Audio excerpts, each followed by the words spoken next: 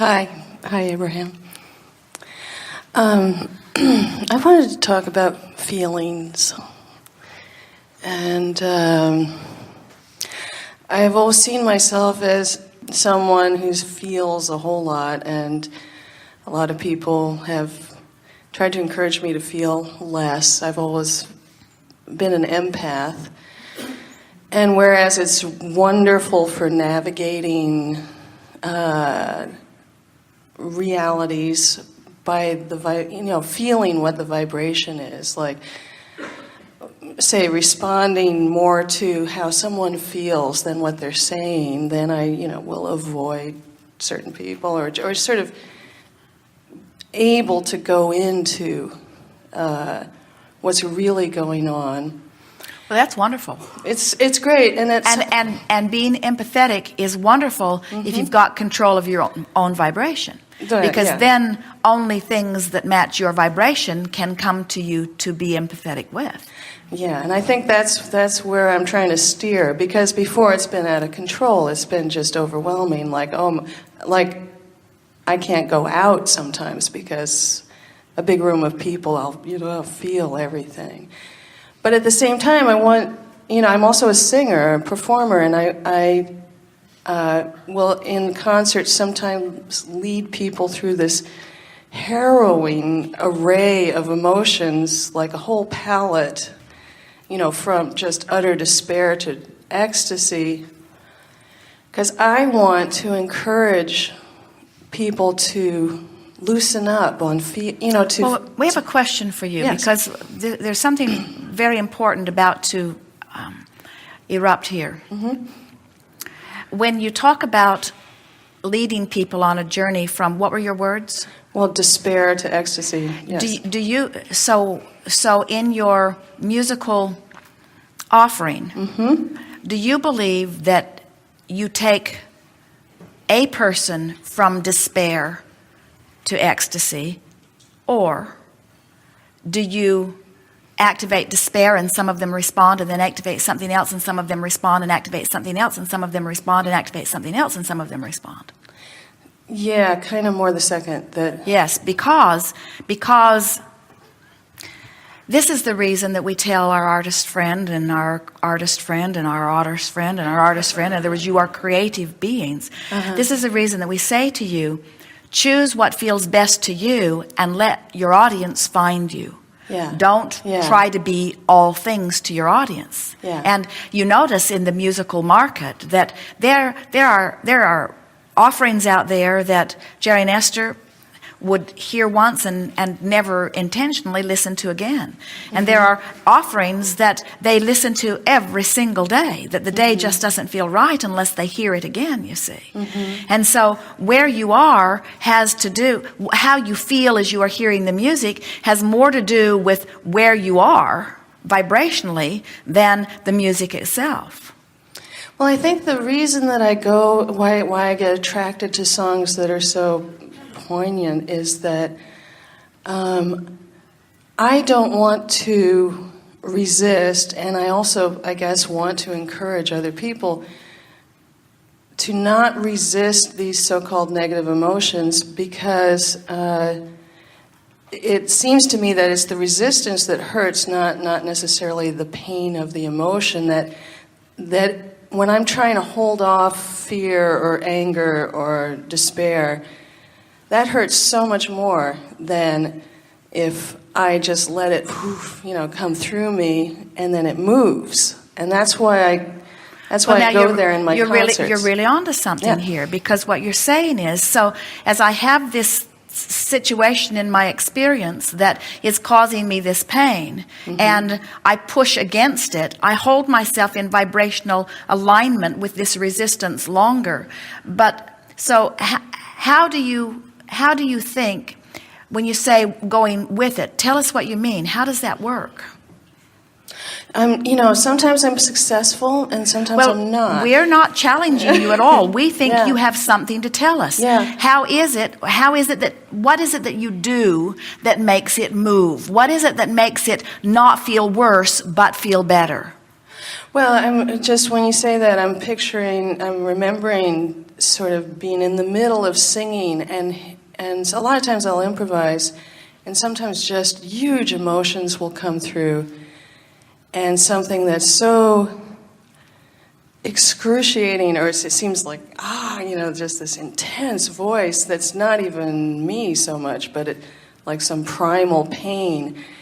And as excruciating as it is, it's exquisite and ecstatic. It's like, whoa, that's so real.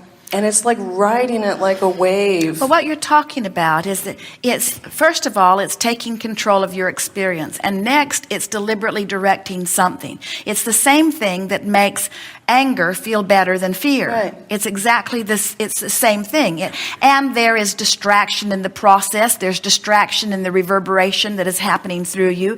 There's distraction in the audience that is calling from you. There's distraction. Someone sometimes will say, why does it feel good to cry? And we say the main reason that crying is some sort of a relief is that you get involved in the crying. The crying serves as a distraction from whatever it is that was bothering you. Now you've got eyelashes running down your face to deal with, or something coming out of your nose to deal with. Now, in other words, you are distracted by the process, or now you have evoked some response from someone else, and now your attention is more upon their response to you than it was upon whatever it was that was bothering you.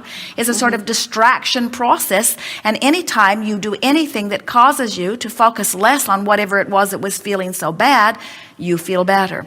So we want to come back, because we can feel that you have a premise that your life experience has taught you, and we want to say to you that it is valid. So tell us what it is you are getting at, and let us see if it fits within the laws of the universe as we know them to be, or if there is some confusion in what you are assuming. Yeah. Well, I think that the crux, if I could define the core of my confusion, there are times when I'll let any feeling just flow, and it'll move, and it's like watching this deep creature within.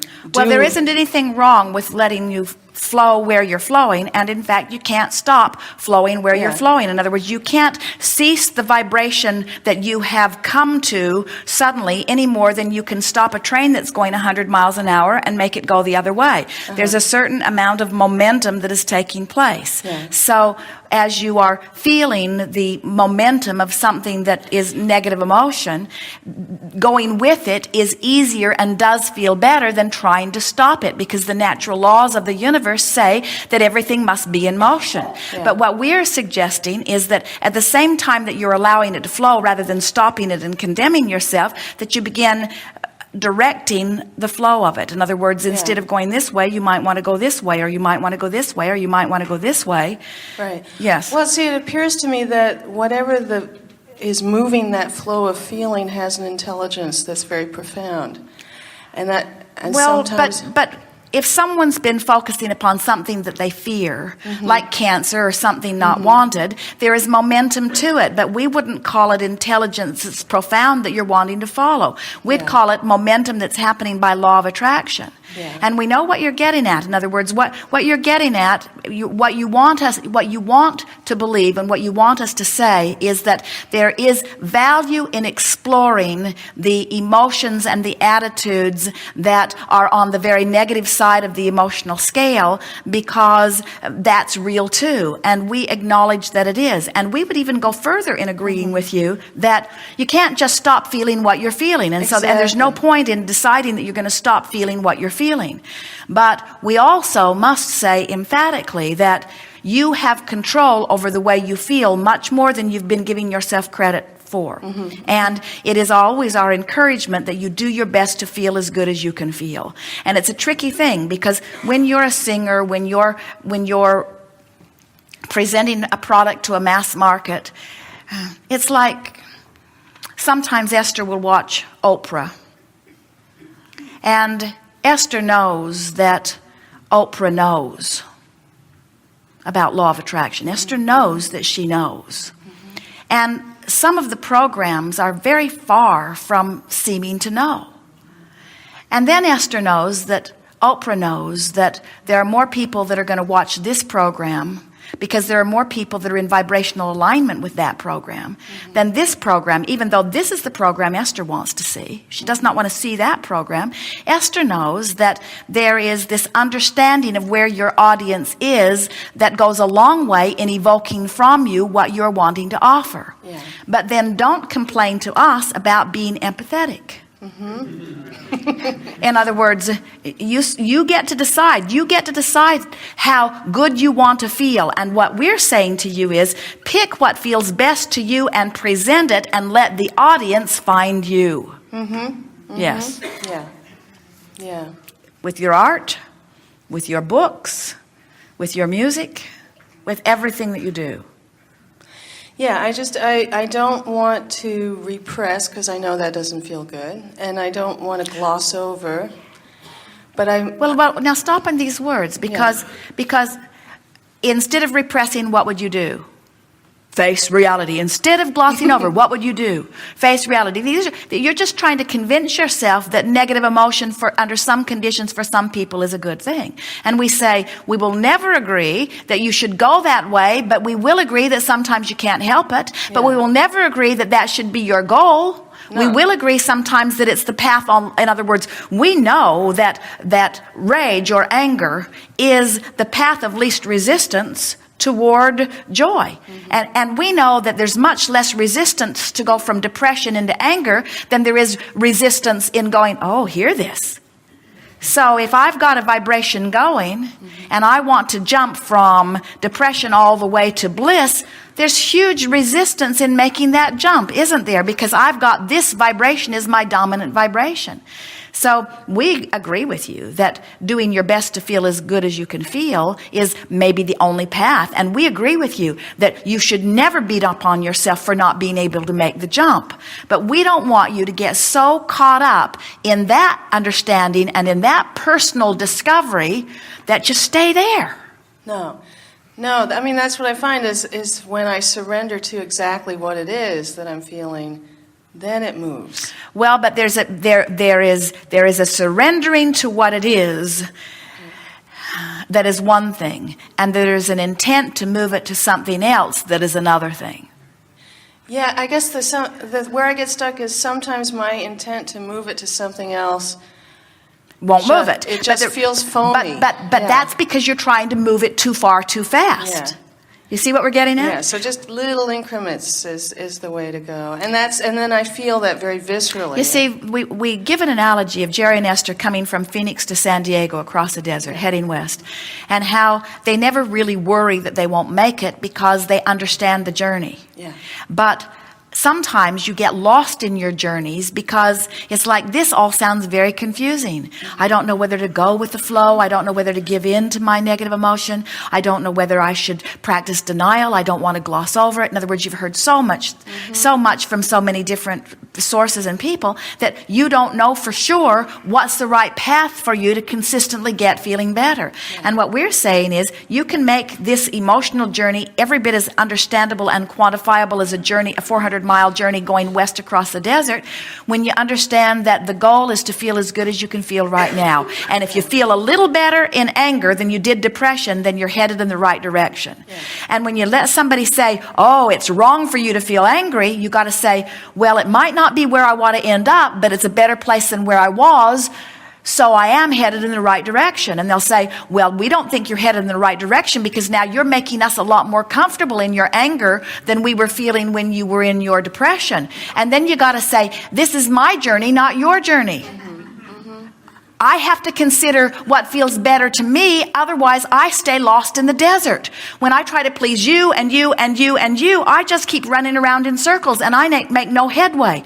But when I get hold of the improvement that I feel, now I can feel that I'm moving in the path of least resistance, which has got to be the same thing as the path of most allowance. Now I'm lining up with who I am. I feel better, you see.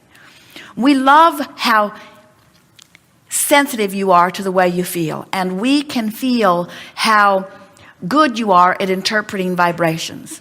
And when you use words like stuck, we want to say to you, it's because you've been trying so hard for so long, because you've been so sensitive, to try to get into a better feeling place. And the thing that has been missing for you, as with many people, is